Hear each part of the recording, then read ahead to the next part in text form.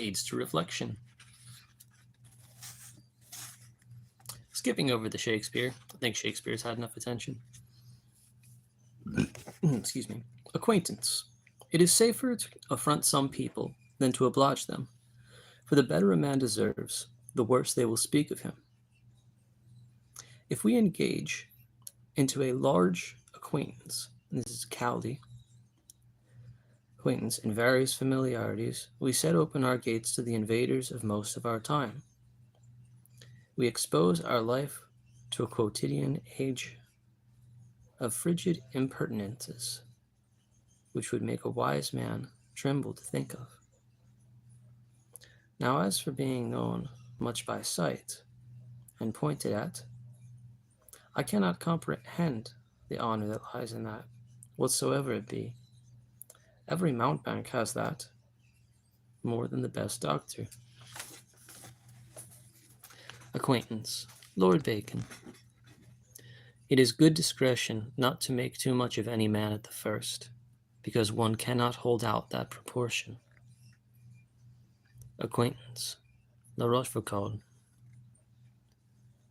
What makes us like new acquaintances is not so much any weariness of our old ones, or the pleasure of change, as disgust at not being sufficiently admired by those who know us too well, and the hope of being more so by those who do not know so much of us.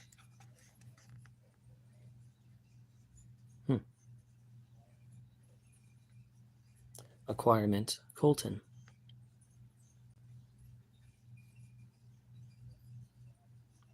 That which we acquire with the most difficulty, we retain the longest, as those who have earned a fortune are usually more careful than those who have inherited one.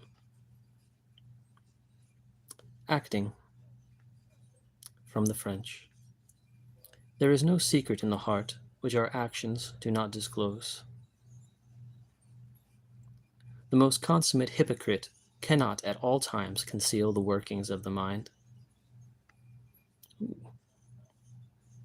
Hello, Mr. 87. Acting, Tillotson. It is hard to personate and act a part long.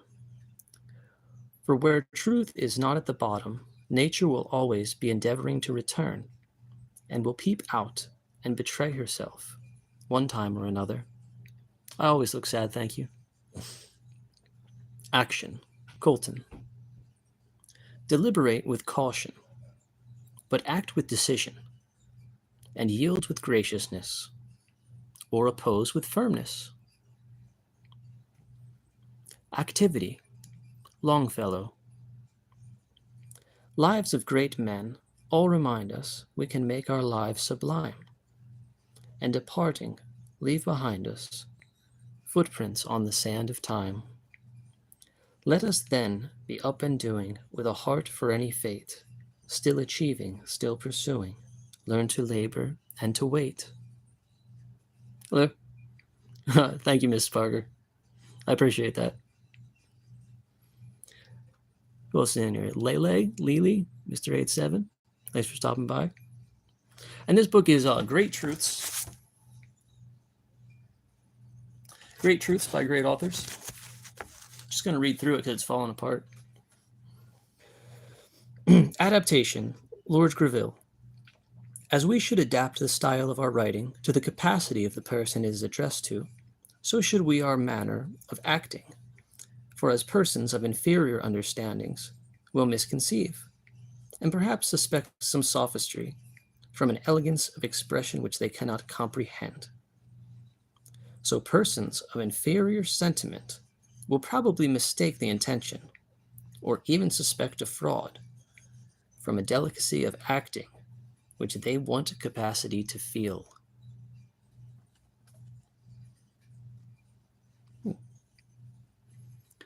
Adaptation from the Latin. Hey, what's up? I know, Jesus Christ. Hello, my pedo.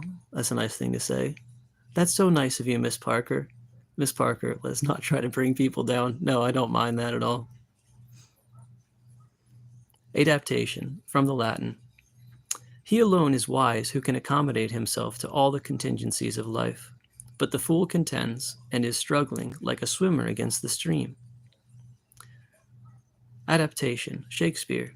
We're mostly skipping Shakespeare, only because he's been talked about a lot. Oh, I know, Jesus Christ, thank you, Ian Brown.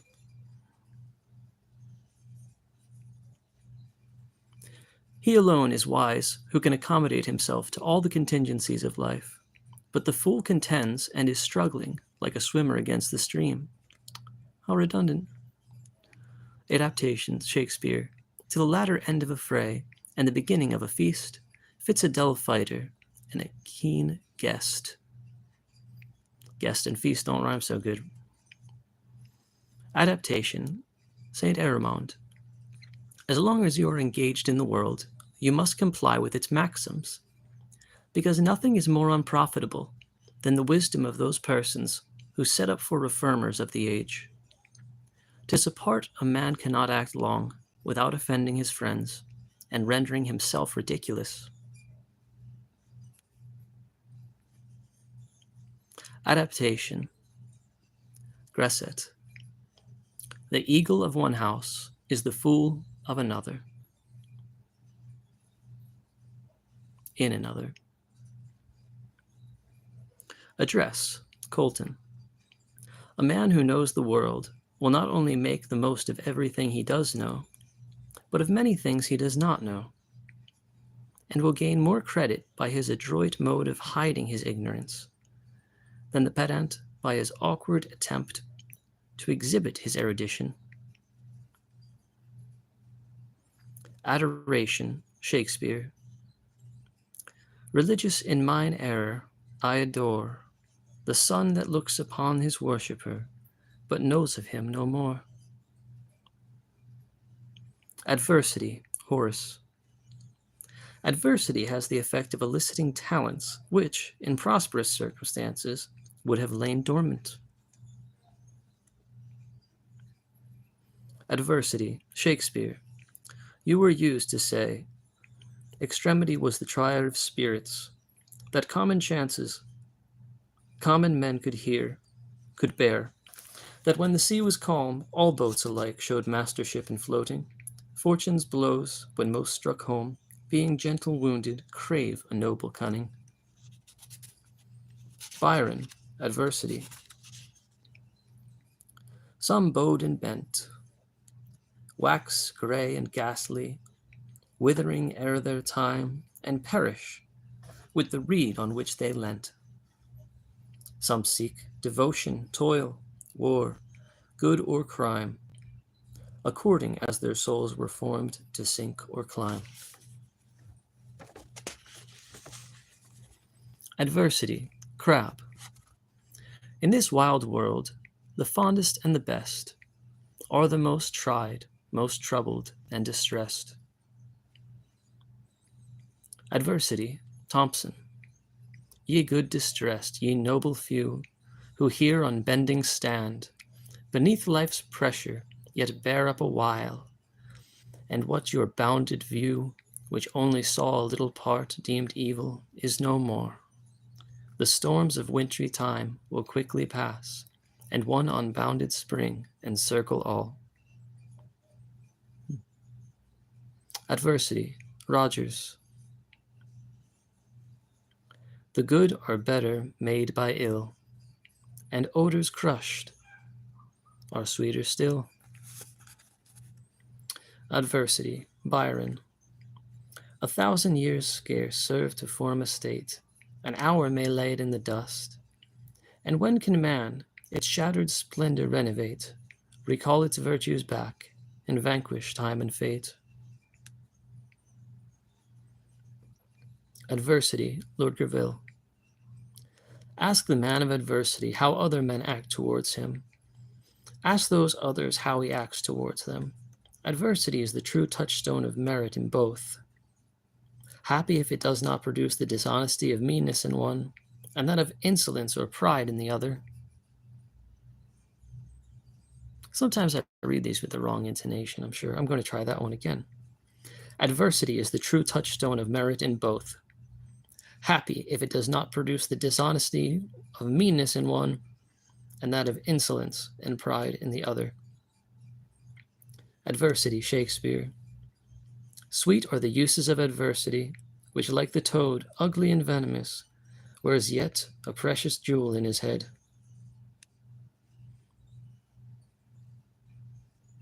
Hey, Crisis King Kareem. Thank you. Prod by Addict. What do you think about this drone alien stuff? I'm going to think about great truths for a while.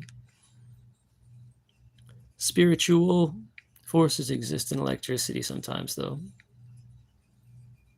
I will talk about that later. Jesus' name above every name. Adversity, Addison.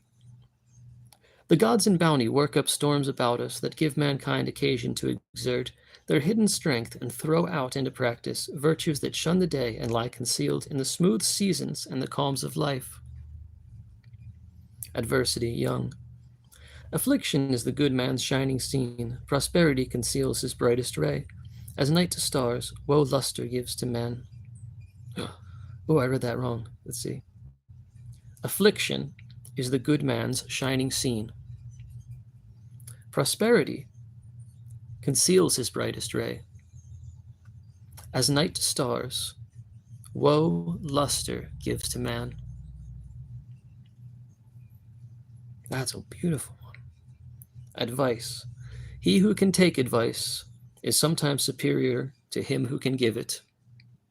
Whoa. Project Bluebeam, the squarey ones with tentacles. They're demons, not aliens. Gonna have a half predator, half human child. It's gonna be so awesome. Cool. If you guys ask questions, I'll try to answer them. If you're just stating things for people to see, then go along. Claude Beauty fan, hello. Affability from the French. Affability in a prince is the magnet of truth. Affability in a prince is the magnet of truth. I do not know what that means. Affectation, Cowper. In man or woman, but far most in man, and most of all in man that ministers and serves the altar, in my soul I loathe all affectation. 'Tis my perfect scorn, object of my implacable disgust. In man or woman, but far most in man, and most of all in man that ministers and serves the altar, also like a priest, in my soul I loathe all affectation. 'Tis my perfect scorn, object of my implacable disgust.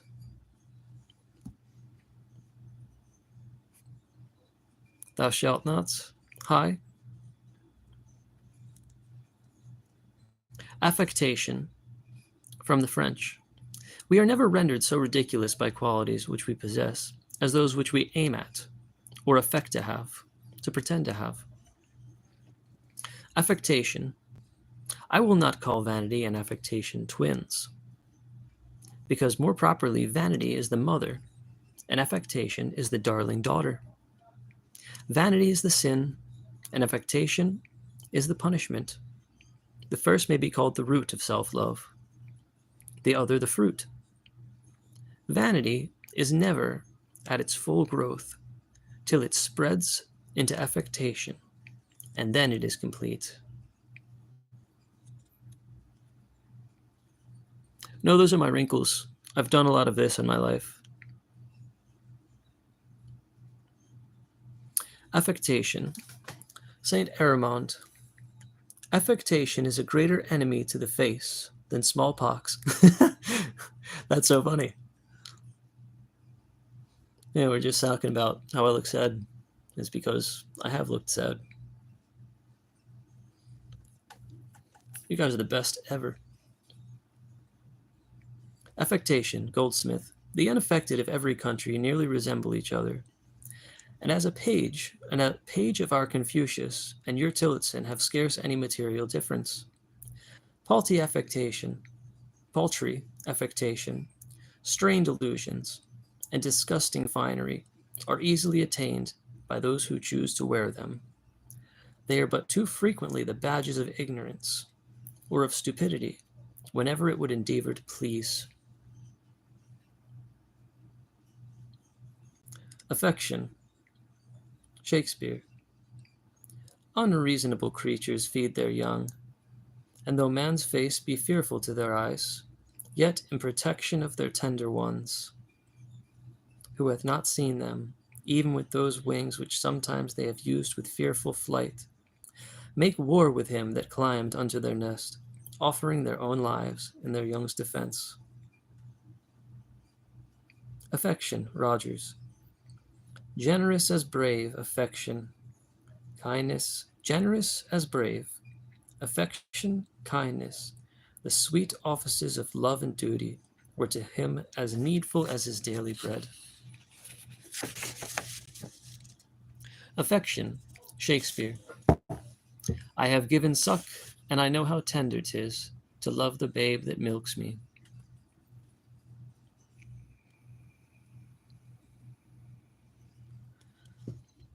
I have given suck, and know how tender it is to love the babe that milks me. Affection, Anonymous. In the intercourse of social life, it is by little acts of watchful kindness, recurring daily and hourly, and opportunities of doing kindness, if sought for, are forever starting up. It is by words, by tones, by gestures, by looks, that affection is won and preserved. He who neglects these trifles, yet boasts that whenever a great sacrifice is called for, he shall be ready to make it, will rarely be loved. The likelihood is he will not make it, and if he does, it will be much rather for his own sake than for his neighbor's. Man, that one hits pretty hard. In the intercourse of social life, it is by little acts of watchful kindness, recurring daily and hourly, and opportunities of doing kindness, if sought for, are forever starting up. It is by words, by tones, by gestures, by looks that affection is won and preserved. He who neglects these trifles, yet boasts that, whenever a great sacrifice is called for, he shall be ready to make it, will rarely be loved. The likelihood is he will not make it, and if he does, it will much rather be for his own sake than for his neighbor's. Affection, Shakespeare. The most diminutive of birds will fight her young ones in her nest against the owl. Oh, the poor wren. The poor wren, the most diminutive of birds, will fight her young ones in her nest against the owl. Affection, Shakespeare. A grandam's name is little less in love than is the doting title of a mother. They are as children, but one step below. Age, Shakespeare. Oh, sir, you are old. Nature in you stands on the very verge of her confine. You should be ruled and led by some discretion that discerns your state better than you yourself. Age, Shakespeare. The aim of all is but to nurse the life with honor, wealth, and ease in waning age. And in this aim there is such thwarting strife, that one for all, or all for one we gauge, as life for honor in fell battles rage, honor for wealth, and oft that wealth doth cost the death of all, and altogether lost. So that in venturing all we leave to be the things we are for that which we expect. And this ambitious foul infirmity, in having much, torments us with defect of that we have. So then we do neglect the thing we have, and all for want of wit, make something nothing by augmenting it. Shakespeare is a little verbose. Many times he says things in a roundabout way, with very little to it. Many times I don't understand it. Age. A healthy old fellow that is not a fool is the happiest creature living.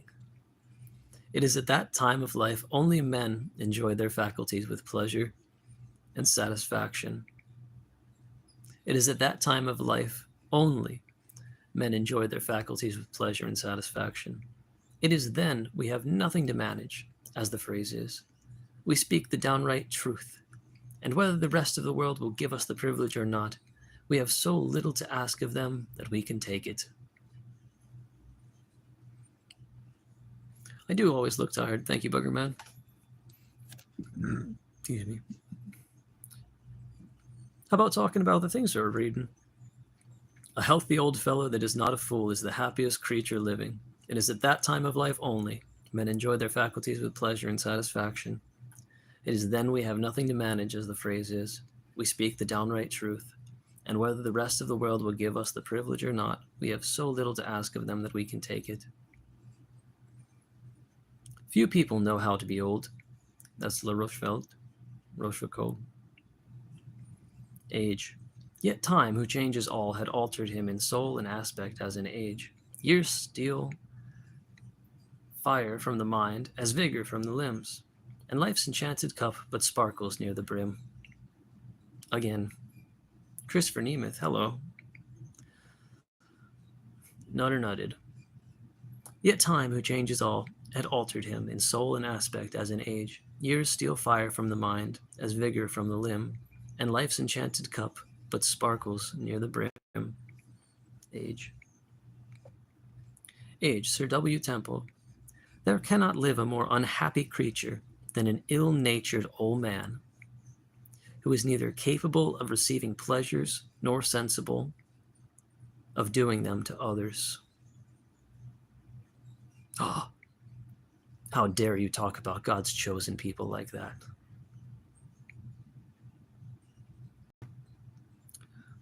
Shakespeare. These old fellows have their ingratitude in them hereditary. Their blood is caked, 'tis cold, it seldom flows. 'Tis lack of kindly warmth, they are not kind. And nature, as it grows again towards the earth, is fashioned for the journey, dull and heavy. You're lucky we're not on Facebook. Zuckerberg would kick you right off.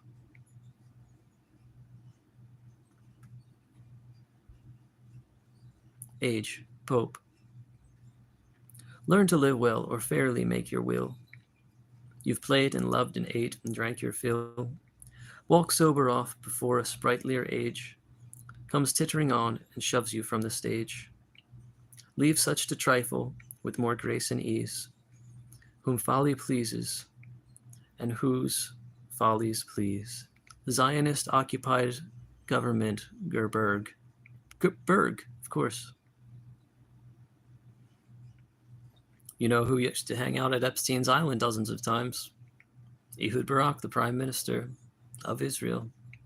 Maybe there's a connection between blackmailed politicians and Israel.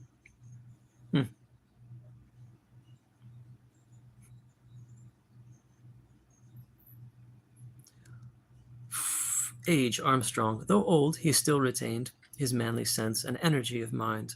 Virtuous and wise he was, but not severe. He still remembered that he once was young. His easy presence checked no decent joy. Him even the dissolute admired. For he a graceful looseness when he pleased put on, and laughing could instruct.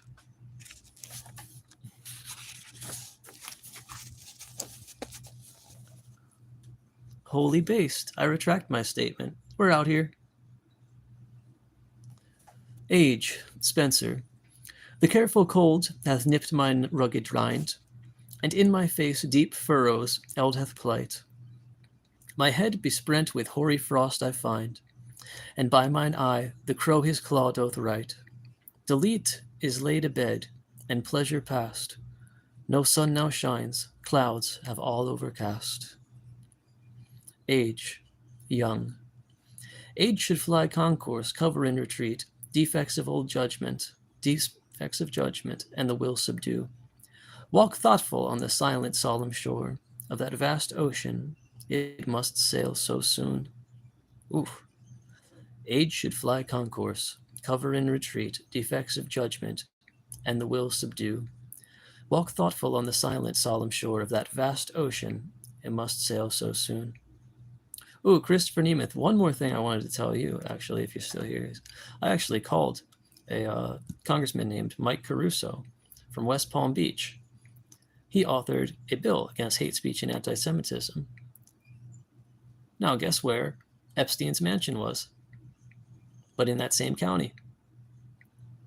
Very interesting. Michael Caruso, see you. Who's the governor of Florida who flew out to West Palm Beach? the governor of Florida, Rick, he ran for president. He flew out to Israel to sign an anti-Semitism bill in Israel restricting people in Florida like me. Not a big fan of him. Although, who can you be a fan of? Age. When men grow virtuous in their old age, they are merely making a sacrifice to God of the devil's leavings. It is difficult to grow old gracefully. DeSantis, that's right. DeSantis was the one who flew to Israel to sign an anti-hate speech bill, killing the free speech of Floridians. Interesting. Agreeableness, La Rochefoucauld. We may say of agreeableness, as distinct from beauty, that it consists in a symmetry of which we know not the rules, and a secret conformity of the features to each other, and to the air and complexion of the person. Ames, Kant. Kant, K-A-N-T. What are the aims, which are at the same time in duties? They are the perfecting of ourselves, the happiness of others.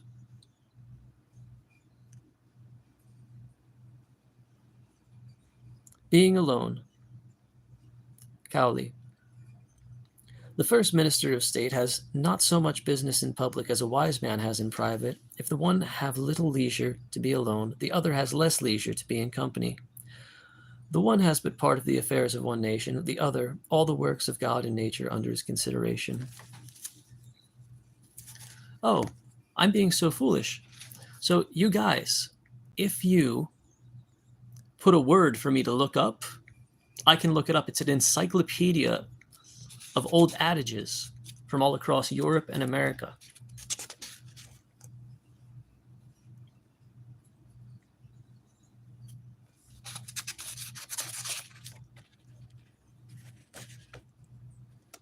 One more time for Christopher.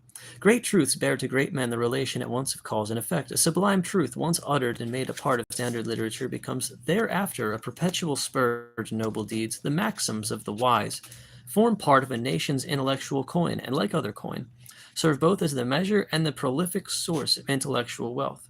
Alexander the Great, it is said, constantly slept with Homer under his pillow. The ideal hero of the Iliad helped to make the real heroes of later Greece. Kiss. Great ideas, in fact, usually precede and cause illustrious achievements. Hence it is said that the literature of a people invariably contains within it that which has made the people what it is. The object of the compiler of the present work was to collect a narrow compass and to arrange in a form convenient for reference and consultation a choice collection of the remarkable utterances of the great among all nations, but chiefly of the great men among the Anglo-Saxon race. The American edition has been enlarged and enriched by numerous extracts from the writings of our own distinguished men. Among these eminent Americans whose choicest sayings have here been garnered, may be mentioned the names of Washington, Adams, Jefferson, Franklin, Hamilton, Ames, Wirt, Clay, Calhoun, Webster, Story, Jonathan Edwards, Archibald Alexander, Wayland, Channing, Irving, Cooper, Bryant, Longfellow, Everett, Prescott, Bancroft, Emerson, and many others. The work, as thus has been enlarged and enriched, forms a mine of thought of inestimable value to everyone. To the young particularly, it is of special value, as furnishing the means of storing the youthful mind with a fund of high and ennobling thoughts, such as have shaped the destinies of the great and good who precede them.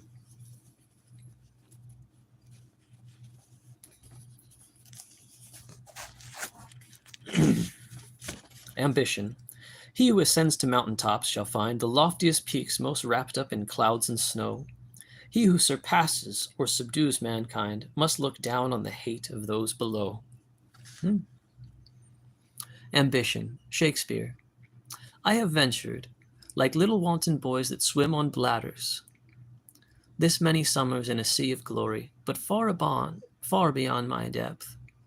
My high-blown pride at length broke under me, and now has left me, weary and old with service, to the mercy of a rude stream that must forever hide me. Ambition, Byron, but quiet to quick bosoms is a hell. But quiet to quick bosoms is a hell. And there hath been thy bane. There is a fire and motion of the soul which will not dwell in its narrow being, but aspire beyond the fitting medium of desire. And but once kindled, quenchless evermore, preys upon high adventure, nor can tire of aught but rest. A fever at the core, fatal to him who bears, to all who ever bore.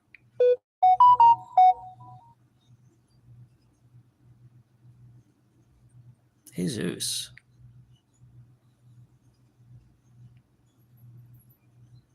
Might have to pause this to take a little phone call. It's a good spot to stop. Nobody's here. All right. See you guys.